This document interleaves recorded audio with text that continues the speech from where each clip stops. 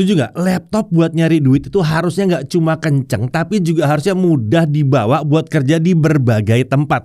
Contohnya seperti laptop yang satu ini, bobotnya nggak nyampe 2 kilo, tebal bodinya juga nggak nyampe 2 cm. Nah, meskipun tipis dan ringan, performanya nggak kaleng-kaleng. Prosesornya AMD Ryzen AI 300 series dengan basis Zen 5. Sistem grafisnya RTX 50 series, jadi kekinian buat gaming dan content creation. RAM-nya langsung 64 GB dengan SSD 2 TB. Layarnya juga terang banget, 1600 nits dengan panel 4K OLED 100% DCI-P3. Laptop untuk content creator ini adalah Asus ProArt P16 keluaran tahun 2025. Oke, kalau ada yang belum tahu apa sih ProArt ini ya. Nah, ProArt ini adalah seri laptop dari Asus untuk content creation sebenarnya. Jadi, hardware dan softwarenya dioptimalkan untuk kerjaan seperti untuk pembuatan animasi, desain 3D atau CAD ya, editing video, editing foto, dan banyak lagi yang seperti itulah ya. Bahkan, laptop yang satu ini sudah punya sertifikasi NVIDIA Studio Laptop. Oke, langsung kita mulai pembahasannya dari spesifikasi utamanya. Untuk prosesor, dia pakai AMD Ryzen AI 9 HX370. Fabrikasinya TSMC 4 nanometer FinFET. Default TDP-nya 28 watt. Dia punya 12 core dan 24 thread yang terdiri dari 4 core Zen 5 dan 8 core Zen 5C. L3 cache-nya lumayan besar di 24 MB. Integrated graphics-nya pakai AMD Radeon 890M dengan arsitektur RDNA 3.5. IGP ini dilengkapi dengan 16 compute unit dan mendukung fitur ray tracing dan encode video AV1. Untuk NPU dia menggunakan AMD Ryzen AI dengan kemampuan komputasi hingga 50 TOPS. Jadi ini NPU-nya udah kenceng banget. Untuk memori atau RAM yang terpasang 64 GB LPDDR5X 7500 MHz dual channel 128 bit. Laptop ini pakai RAM onboard ya, jadi nggak bisa di-upgrade. Tapi 64 GB itu sudah sangat mencukupi harusnya. Untuk storage juga harusnya sangat mencukupi nih, 2 TB SSD M.2 NVMe PCIe Gen 4x4. Dan laptop dilengkapi dengan 2 slot M.2, tapi sayangnya slot SSD keduanya hanya support kecepatan PCIe Gen 4x2. Harusnya sih ini bukan masalah ya, karena kecepatan SSD-nya masih bisa tembus di atas 3000 Mbps kalau dipasang di SSD PCIe Gen 4 yang tadi itu yang keduanya. Oke, lanjut untuk discrete GPU-nya. Dia pakai NVIDIA GeForce RTX 5080 laptop GPU dengan VRAM di 16 GB GDDR7. Ini adalah GPU Blackwell dengan 7680 CUDA cores dan mendukung penuh fitur DLSS 4 multi-frame generation. Untuk kemampuan AI-nya diklaim mencapai 1334 TOPS. Jauh melampaui RTX 4080 laptop yang hanya 542 TOPS. Nah, untuk nilai GPU maksimalnya ada di 130 watt, jadi ini sesuai dengan standar dari NVIDIA. Wireless connectivity dia menggunakan modul MediaTek yang mendukung Wi-Fi 7 dan Bluetooth versi 5.4. Untuk kapasitas baterainya, ini nggak kecil ternyata, di 90 watt hour. Operating sistemnya pakai Windows 11 24H2. Nah, untuk body, form factor tentunya clamshell ya. Materialnya, ini berkelas nih, aluminium materialnya. Dan tentunya laptop buat cari duit ini juga punya sertifikasi military standard 810H. Jadi ini sudah teruji durabilitasnya. Untuk warna ini namanya adalah nano black. Ya udahlah, hitam ini warnanya ya. Untuk desain, bentuk bodi laptop ini terlihat mirip sekali dengan seri ROG Zephyrus G16. Tapi yang beda dibandingkan versi gamingnya, penampilan ProArt ini terlihat lebih profesional dengan bodi polos dan warnanya yang hitam doff ini. Kalaupun ada ornamen itu hanya tulisan dan logo kecil ProArt berwarna hitam di sudut bawah punggung layar serta ada stiker di area palm rest. Menariknya lagi, permukaan bodinya pakai AFM coating yang diklaim membuat noda atau sidik jari tidak gampang nempel. Tentunya ini harusnya membuat bodi laptop terlihat selalu bersih ya. Nah, untuk dimensinya panjang 35,4 cm, lebar 24,6 cm dengan ketebalan di sisi paling tipis 1,49 cm, paling tebalnya 1,83 cm. Ini tipis banget untuk spek setinggi ini ya. Untuk bobot, laptopnya aja di 1,94 kg. Tergolong cukup ringan untuk laptop high performance dengan layar 16 inci. Chargernya 580 gram. Ini adalah charger 240 watt. Total bobotnya kalau dibawa-bawa jadi 2,52 kg. Oke, untuk display dia menggunakan Asus Lumina Pro OLED dengan ukuran 16 inci. Resolusinya 3840 kali 2400 pixel dengan aspek rasio 16:10. Refresh rate-nya 120 Hz dengan response time 0,2 milisecond. Tentunya ini terjadi karena dia menggunakan panel OLED. Nah, menurut Asus, tingkat kecerdasan maksimumnya di 1600 nits di mode HDR dengan clear gamut 100% DCI-P3. Nah, kalau kami ukur hasilnya, tingkat kecerdasan maksimalnya itu 690 nits di mode SDR. Kalau di mode HDR, wah 1558 nits. Bentar, ini layar laptop apa layar smartphone? Ini sih terang banget ya di mode HDR ya. Bahkan saat kami syuting ini harus diturunkan ini brightness-nya. Kalau nggak hampir putih semua layarnya kelihatannya. Ya, layar terang ini harusnya bikin kita tetap jelas melihat tampilan layar meskipun berada di luar ruangan atau dalam ruangan yang terang. Lalu untuk gamut coverage-nya ada di 99,9% DCI-P3 dengan volume di 119,6% DCI-P3. Layar ini juga sudah Pantone validated, jadi cocok untuk desain atau editing kelas profesional. Apalagi delta E-nya atau penyimpangan warnanya itu kurang dari 1. Jadi benar-benar minim penyimpangan warna. Dan dia juga punya sertifikasi Display HDR True Black 1000. Jadi mantap buat streaming film atau mau main game di mode HDR juga bisa. Permukaan layar ini punya sifat yang glossy dan ini normal sih sebetulnya untuk layar OLED ya. Tapi tenang, permukaannya walaupun glossy, dia diberikan anti-reflection coating. Jadi lebih minim pantulan bayangan sekitar yang dapat mengganggu kenyamanan saat ngelihat ke layar ini.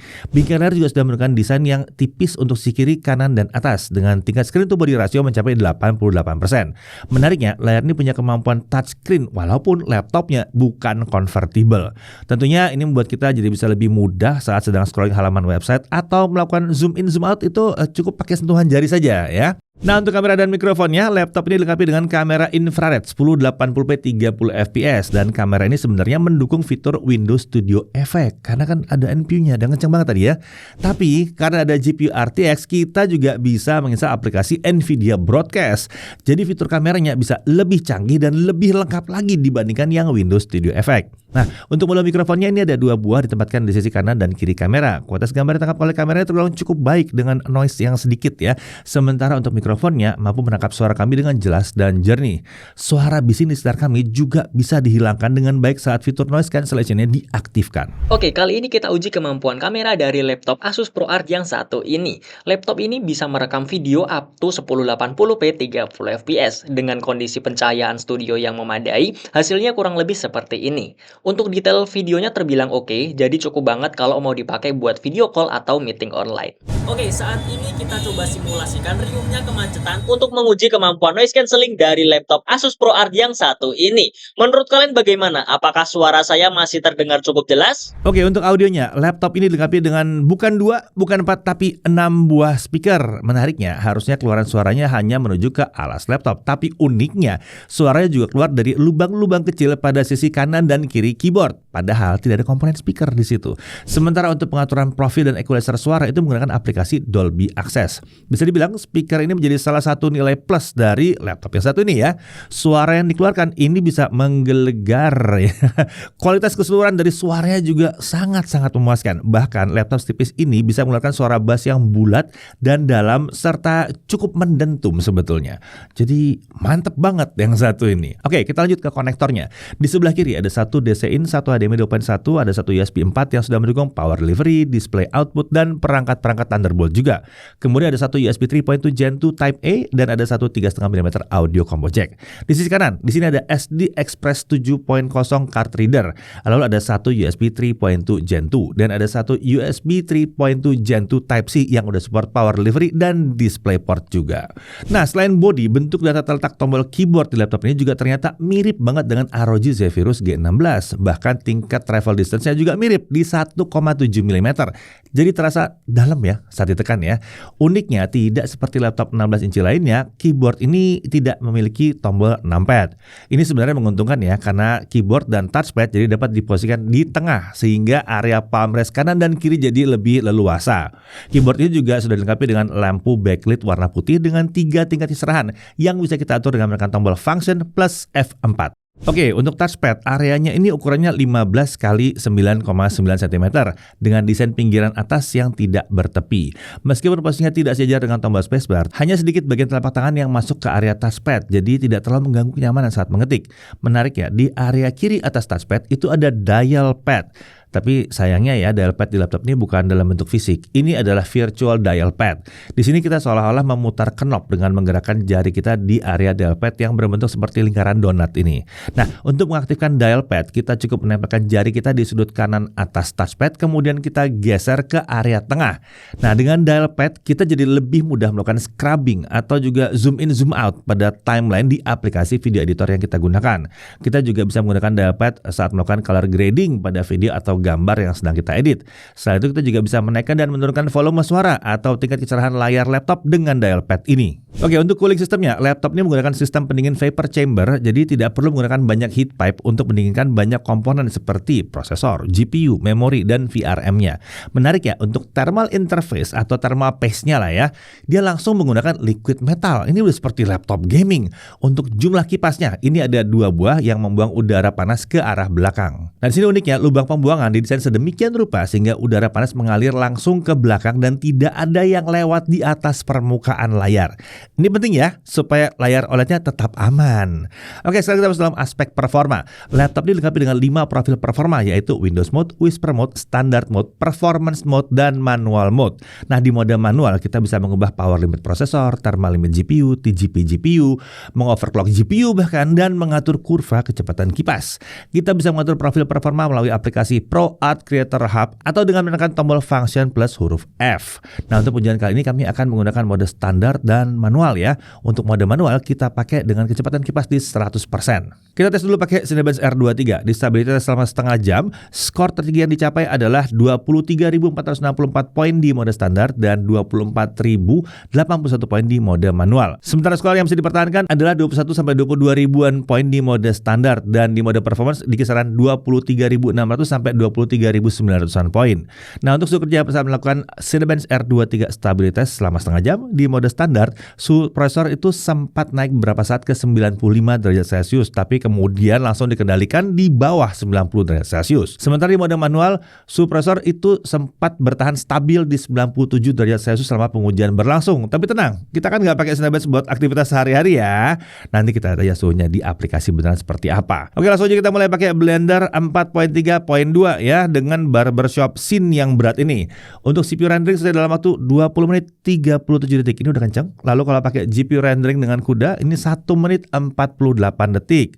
Nah, suhu kerja ya saat melakukan GPU rendering dengan CUDA, suhu tertinggi prosesor itu terlihat hanya mencapai 76 derajat Celcius. Sementara untuk GPU-nya hanya mencapai 70 derajat Celcius. Tuh, aman kan suhunya kan? Nggak ada masalah. Ini 3D rendering loh. Kita lanjut lagi ke Adobe Premiere Pro 2025. Videonya 4K 60, durasi 2 menit 7 detik. Untuk software only dalam waktu 5 menit 18 detik. Kalau pakai CUDA, ya tentunya kencang ya, 55 detik.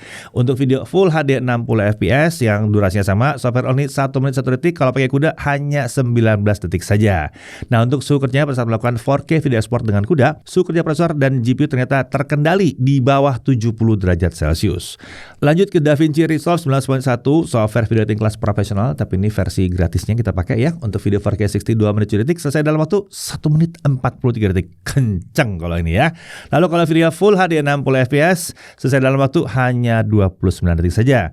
Nah, untuk suhu kerja saat melakukan 4K video exporting, suhu tertinggi prosesor itu terlihat bisa mencapai 87 derajat Celcius, sementara untuk GPU-nya hanya bisa mencapai 69 derajat Celcius saja. Jadi masih aman. Oke, ini emang laptop content creation ya, tapi pasti banyak yang nanya, kalau dipakai buat gaming bagaimana? Oke, ini hasilnya.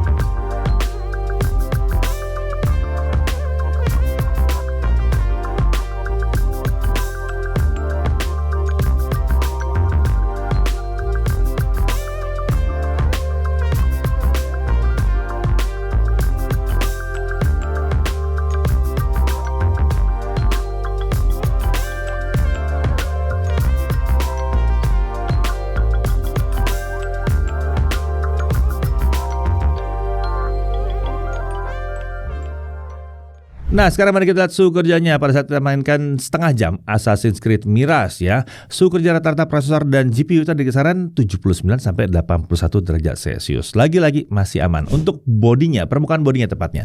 Setengah jam main game yang sama, untuk keyboard area paling panasnya kita temukan di tengah. Suhunya ada di kisaran 41 sampai 42 derajat Celcius. Sementara area lainnya tercatat masih aman di bawah 40 derajat Celcius termasuk di tombol WASD. Sedangkan area sebelah atas keyboard itu suhu tertingginya itu tercatat ada di 52 sampai 53 derajat Celcius. Nah, kalau area palm rest itu aman di bawah 35 derajat Celcius. Oke, sekarang kita lihat kecepatan SSD-nya. Dengan Crystal Disma kita dapatkan bahwa kecepatan bacanya ada di 6997 MB per second dan tulisnya di 6110 MB per second. Ini sih tandanya laptopnya pakai SSD PCIe Gen 4 yang kelas atas ya. Ya udah anggaplah 7000 lah tuh kecepatan bacanya dan kecepatan tulisnya udah di atas 6000, udah mantep banget.